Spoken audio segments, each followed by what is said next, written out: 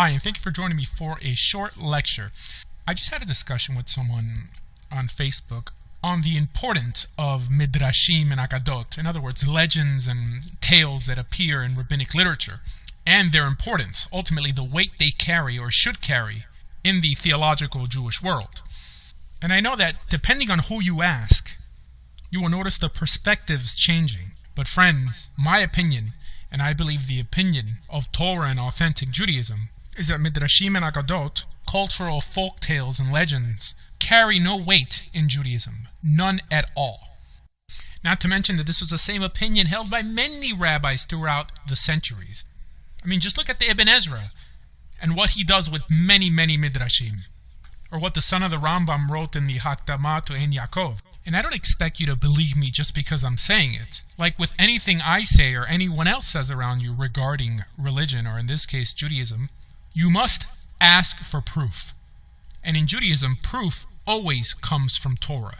So your first question should be, where in Torah does it tell us we have to adhere to, believe in, or listen to legends and tales uttered by rabbis?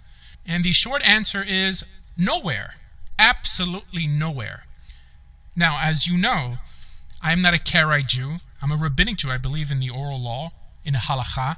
And as you also know, that the reason I believe in this and teach it, and the only reason you should as well, is because the Torah itself commands us to adhere to it. Where? In Parashat Shoftim, in Deuteronomy chapter 17, and many other parashiot.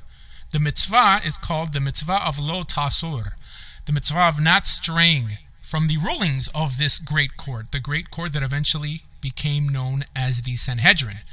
Now, this commandment does not include legends and tales, but laws, practical laws at that. So in case you thought that modern-day Judaism has strayed away from its roots, which is Torah, which is the Karaite argument, think again, because Judaism, Torah Judaism, is nothing more than Chumash, the 5 books of Moses, and halakha, which are the rulings of the great court. So we don't need rabbis to tell us that midrashim and agadot are not authoritative. We know they're not authoritative.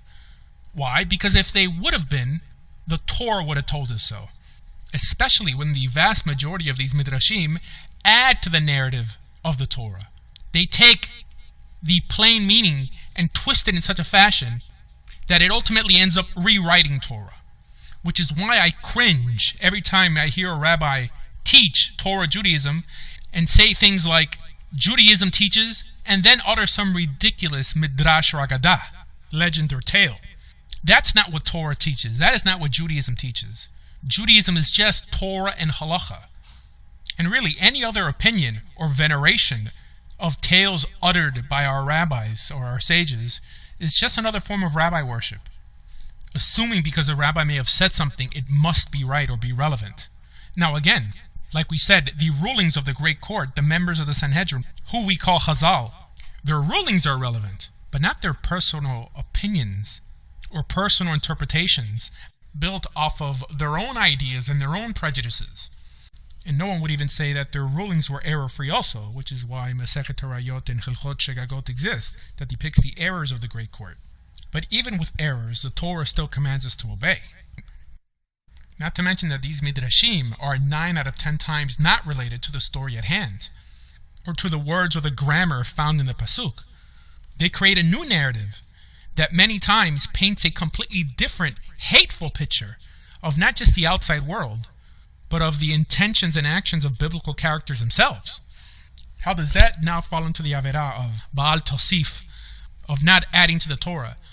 It appears twice in the Chumash, Lo tosef alav v'lo tigra mimenu, that we shouldn't add or subtract from it, which is really the whole reason for codification in the first place. For works like Mishneh Torah, Shulchan Aruch, or even the abridgment of halakha made by the Rif. All this was in order to muzzle Chazal. In other words, to separate what was binding, what was obligatory, from what was ultimately disposable. Which is why even the Rambam in his Hakdama to the Mishneh Torah writes that once you have a copy of his codification, you don't need to study Gemara anymore. Why? Because of all these stories that ultimately end up hurting more than helping. Now, don't get me wrong, I'm for people studying Gemara, but only when they're able to distinguish between Agadah and Halakha. And I hear countless times how people say that we need this Midrashim to understand Halakha, or Chas v'Shalom to understand Torah itself. But the funny thing is that they never give an example, because there aren't any. Because, friends, the truth is that if you need an exterior work, or set of stories, to help you understand the book that was given to us to civilize humanity, friends, that does not speak well for the book or Hashem, its author. And if that was also the case, how would that ever stop someone from changing Judaism within the guise of justifying certain new values found in Midrashim, or supposedly found within them? Do you understand that virtually every reason given for the insularity that religious Jews harbor and the indifference they show towards the outside world is never built on Torah. Never. But only on Midrash and Agadah. Can you imagine it? The people that were equipped with the tools to better this world choose to instead allow other works to decide how they interact with that outside world. And I don't have to tell you that it has ultimately hurt us more than helped us. Speaking about Midrashim and Agadot.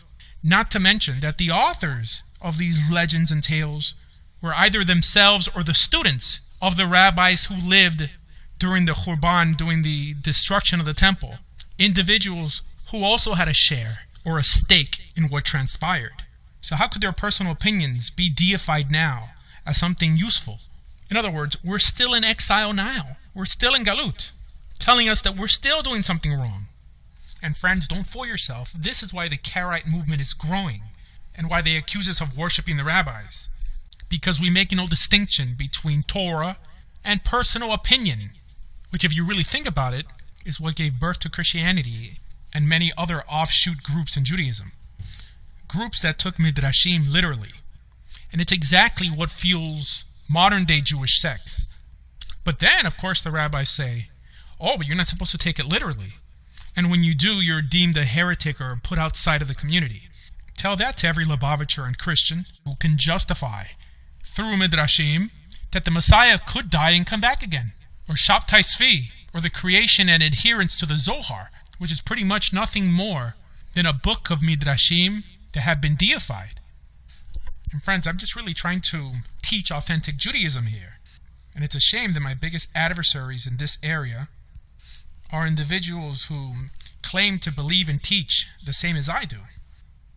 In other words, it's not just Hasidim and Mekubalim I have to deal with, but individuals so infatuated with Jewish culture and ethnicity that become theologically handicapped through these ideas from seeing the bigger picture and the bigger goal, which is the dissemination of Torah Judaism in the most practical and effective way possible. Friends, for more information on everything Jewish, please visit TorahJudaism.org. Thank you.